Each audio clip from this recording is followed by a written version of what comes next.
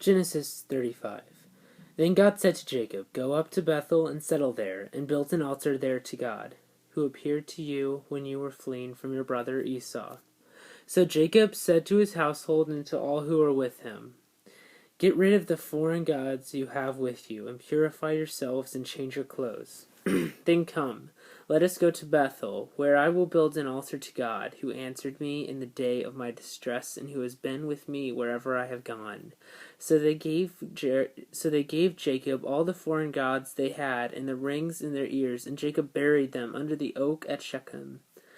Then they set out, and the terror of God fell upon the towns all around them, so that no one pursued them. Jacob and all the people with him came to Luz, that is Bethel, in the land of Canaan. There he built an altar, and he called the place El Bethel, because it was there that God revealed himself to him when he was fleeing from his brother. Now Deborah, Rebekah's nurse, died and was buried under the oak below Bethel, so it was named Elon Bakuth. After Jacob returned from Padan Aram, God appeared to him again and blessed him. God said to him, "Your name is Jacob, but you will no longer be called Jacob.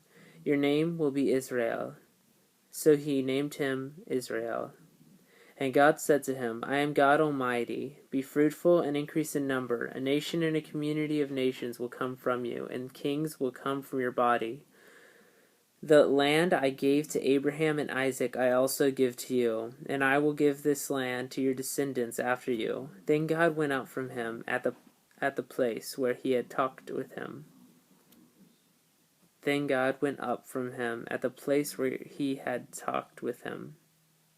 Jacob set up a stone pillar at the place where God had talked with him, and he poured out a drink offering on it. He also poured oil on it. Jacob called the place where God had talked with him Bethel. Then they moved on from Bethel.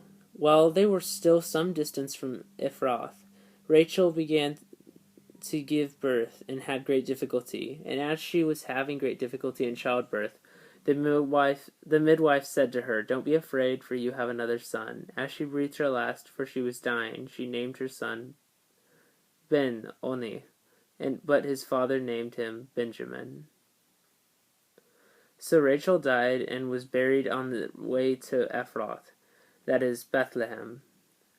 Over her tomb, Jacob set up a pillar, and to this day that pillar marks Rachel's tomb. Israel moved on again and pitched his tent beyond Migdal Eder.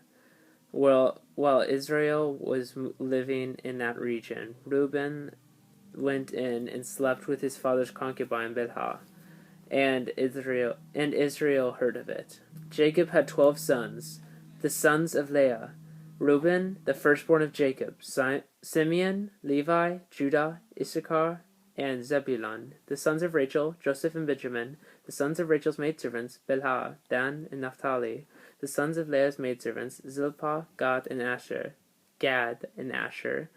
These were the sons of Jacob, who were born to him in Padan Aram. Jacob came home to his father Isaac in Mamre, near Kiriath Arba, and that is Hebron, where Abraham and Isaac had stayed. Isaac lived 180 years. Then he breathed his last and died, and was gathered to his people, old and full of years, and his sons Esau and Jacob buried him.